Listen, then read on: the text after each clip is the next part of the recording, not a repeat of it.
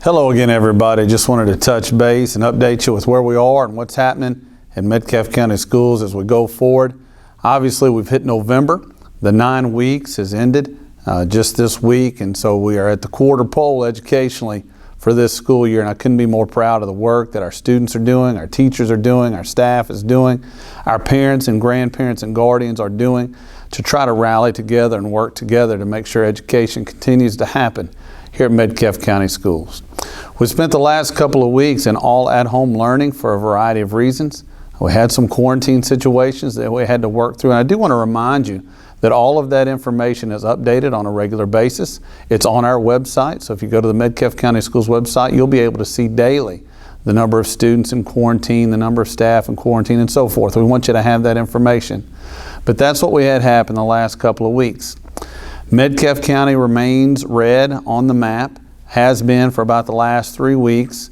We are taking that into consideration as we make decisions going forward. But I want you to know that there are more things than just that. For instance, when you talk about those quarantine situations and some of the things going on, a lot of those situations are ending now.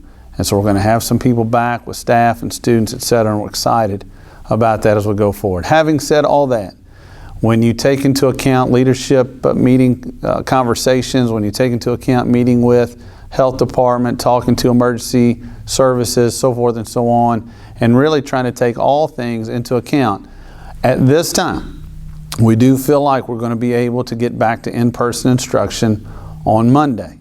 Now, we want to remind you that in this situation, that if you feel like it's not good for your child to go in person, we understand that. We respect that. And we want you to take full opportunity to use the at-home instruction option.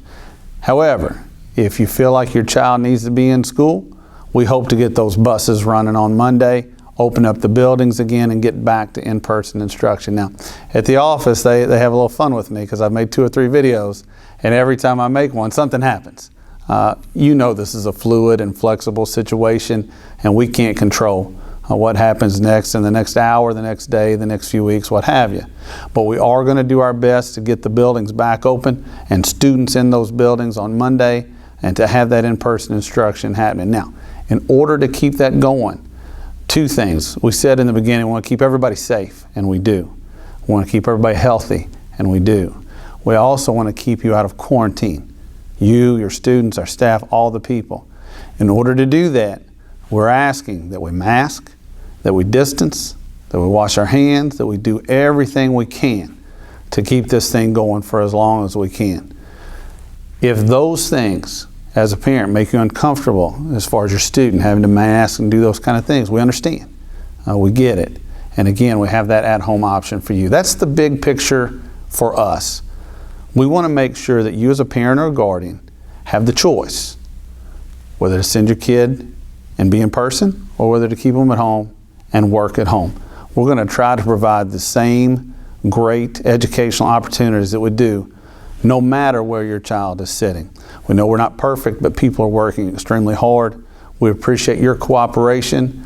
And again, this is being recorded on Friday. Our fingers are crossed, and we're hopeful that on Monday we'll get back to in-person instruction. Hope you have a great weekend. Thank you.